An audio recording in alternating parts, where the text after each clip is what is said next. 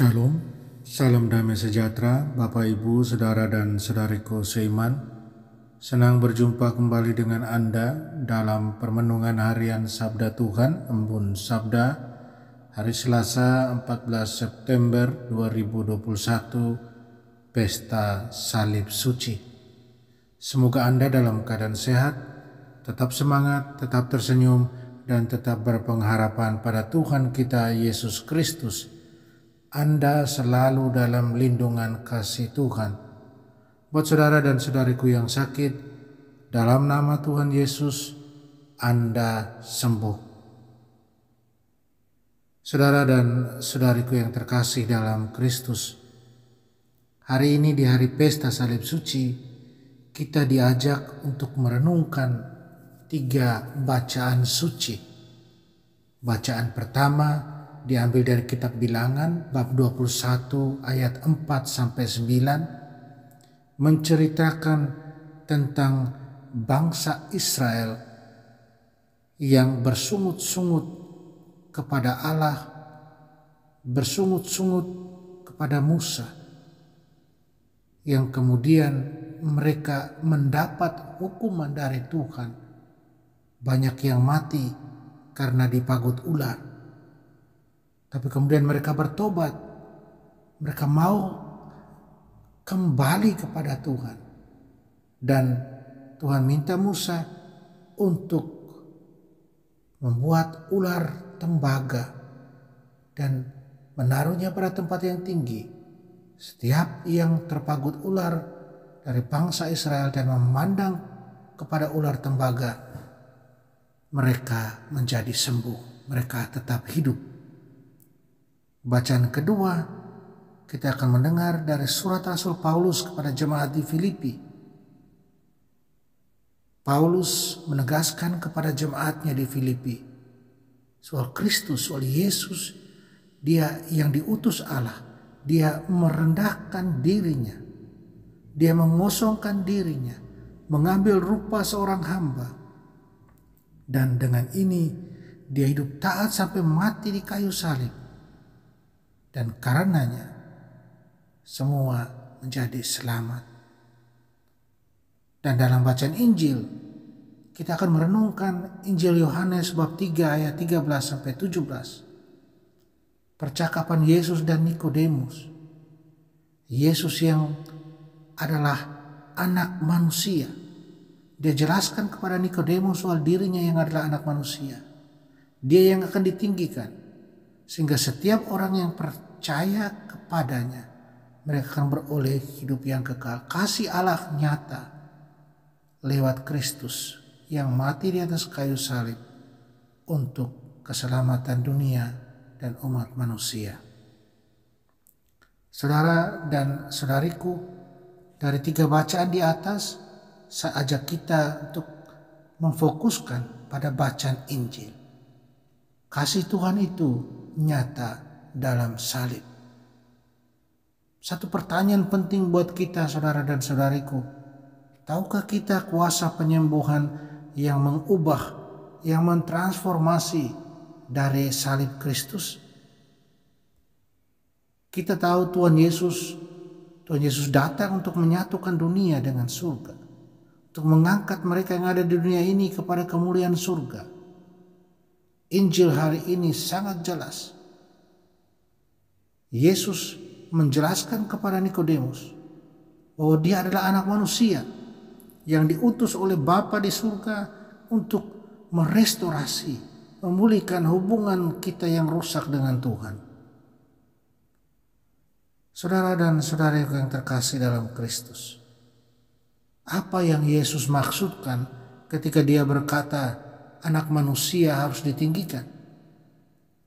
Yesus menghubungkan ungkapannya ini dengan Musa yang meninggikan ular tembaga di padang gurun untuk membawa kesembuhan dan pemulihan kehidupan bagi mereka yang digigit ular mematikan. Itulah kematian ini adalah akibat dari penolakan keras kepala orang-orang Israel untuk mengikuti nasihat dan arahan Tuhan demi kesejahteraan mereka. Tuhan dalam rahmat-Nya mendengar doa Musa untuk membebaskan umatnya dari kutukan ini. Tuhan memerintahkan Musa untuk membuat ular tembaga dan meletakkannya di atas sebuah tiang, dan setiap orang yang digigit ketika dia melihatnya akan hidup. Musa menempatkan tinggi-tinggi patung ular tembaga yang dipasang pada kayu tiang yang menyerupai salib. Mereka yang menaruh iman mereka kepada Tuhan dengan bertobat dari ketidaktaatan mereka, mereka disembuhkan dan dipulihkan kepada keutuhan hidup. Saudara dan saudariku terkasih dalam Kristus, Yesus dengan jelas menghubungkan tindakan pembebasan Musa di padang gurun dengan kematian pengorbanannya sendiri yang akan datang ketika dia akan ditinggikan di kayu salib di Golgota. Tidak seperti pembebasan Musa di padang gurun yang hanya menghasilkan kelegaan sementara bagi orang-orang Israel, kematian penebusan Yesus di kayu salib membawa kemenangan yang menentukan atas dosa, setan, dan kematian. Kemenangan Yesus di kayu salib menghapus hutang dosa kita dan membebaskan kita dari kesalahan dan penghukuman. Kematian dan kemenangannya membawa kita hidup baru yang berkelimpahan dalam Roh Kudus yang berlangsung selama-lamanya.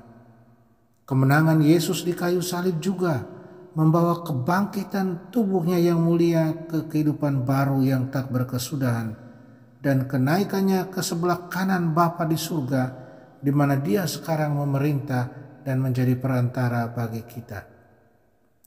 Hasil nyata dari Yesus yang ditinggikan di kayu salib dan kebangkitannya serta kenaikannya ke sebelah kanan Bapa di surga adalah kelahiran baru dalam roh dan pengangkatan kita sebagai putra dan putri Allah.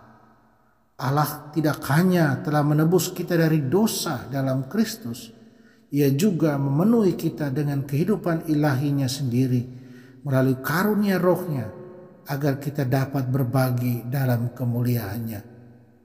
Saudara dan saudariku terkasih dalam Kristus, tidak ada bukti yang lebih besar dari kasih Allah bagi kita selain pengutusan anaknya untuk menjadi satu dengan kita dalam kemanusiaan kita dan untuk menyerahkan nyawanya bagi kita. Allah mengutus putranya untuk membebaskan kita dari tirani yang terburuk, yaitu perbudakan dosa dan kutukan kematian. Kematian pengorbanan Yesus adalah tindakan kasih total melalui pemberian diri. Yesus memberikan dirinya sepenuhnya karena kasih kepada Bapanya dan kita. Dan dia rela menyerahkan nyawanya karena kasih tanpa pamrih demi keselamatan kita. Kematiannya di kayu salib merupakan persembahan total kepada Allah dan kurban penebusan yang sempurna bagi dosa kita dan dunia. Penginjil Yohanes mengatakan kepada kita bahwa kasih Allah tidak dapat dibatasi karena kasih itu tidak terbatas dan meliputi semua ciptaan. Cintanya tidak terbatas pada satu bangsa atau beberapa orang pilihan. Kasihnya tidak terbatas karena mencakup seluruh dunia dan setiap individu yang diciptakan menurut gambar dan rupanya. Tuhan adalah Bapa yang penuh kasih, yang tidak dapat beristirahat sampai semua anak-anaknya yang mengembara ini telah kembali ke rumahnya. Santo Agustinus berkata, Tuhan mencintai kita masing-masing seolah-olah hanya ada satu dari kita untuk dicintai. Saudara dan saudariku terkasih dalam Kristus, Tuhan memberi kita kebebasan untuk memilih siapa dan apa yang akan kita cintai dan tidak cintai. Kita bisa mencintai kegelapan dan ketidakpercayaan, atau kita bisa mencintai terang kebenaran, kebaikan dan belas kasihan Tuhan. Jika cinta kita dituntun oleh kebenaran, kebaikan, maka kita akan memilih Tuhan dan mencintainya di atas segala sesuatu. Apakah kita mencintai Tuhan yang merupakan kebaikan tertinggi itu di atas segalanya? Apakah kita berusaha mendahulukan Dia dalam semua pikiran, perhatian, pilihan, dan tindakan kita? Saudara dan saudariku terkasih, kasih Allah telah dicurahkan ke dalam hati kita melalui karunia Roh Kudus. Apakah kita mengizinkan kasih Tuhan untuk menyucikan hati kita dan cara kita memperlakukan orang lain? Apakah kita mengizinkan kasih Tuhan mengubah pikiran kita, cara berpikir kita tentang orang lain? Apakah kita mengizinkan kasih Tuhan menaklukkan setiap nafsu dan kecanduan yang tidak terkendali, yang memperbudak kita pada dosa? Roh Kudus memberi kita 7 kali lipat karunia hikmat dan pengertian, penilaian dan keberanian yang benar, pengetahuan dan penghormatan kepada Allah dan jalannya, dan ketakutan yang kudus di hadirat Allah. Agar kita dapat menjalani cara hidup Allah, melayani dalam kuasa dan kekuatan kasih. Saudara dan saudariku, apakah kita haus akan kehidupan baru ini? Kehidupan baru dalam roh? Mari kita maknai kasih Kristus pada kita lewat salib itu dengan juga berbuat kasih, serta siap untuk memanggul salib kehidupan kita setiap hari. Amin. Mari kita berdoa mohon kekuatan dari Tuhan. Tuhan Yesus Kristus, di hari peringatan pesta salib-Mu yang suci, di mana Engkau mati di atasnya, kami sadar kematian-Mu membawa kehidupan bagi kami, membawa keselamatan bagi kami, bagi dunia ini. Penuhilah kami dengan Roh Kudus-Mu, agar kami dapat berjalan dalam kebebasan dan sukacita sebagai anak-anak-Mu, putra dan putri-Mu. Dan kami hidup sesuai dengan kehendak-Mu. Kami siap untuk memanggul salib kami setiap hari. Tuhan, tolong kami, bantu kami. Amin. Mari kita mohon berkat Tuhan, Tuhan sertamu dan sertamu juga. Kita sekalian, semua orang yang kita sayangi dan kasih, segala usaha dan kerja kita dibimbing, dilindungi, dan diberkati Allah yang Maha Kuasa, Bapa dan Putra dan Roh Kudus. Amin.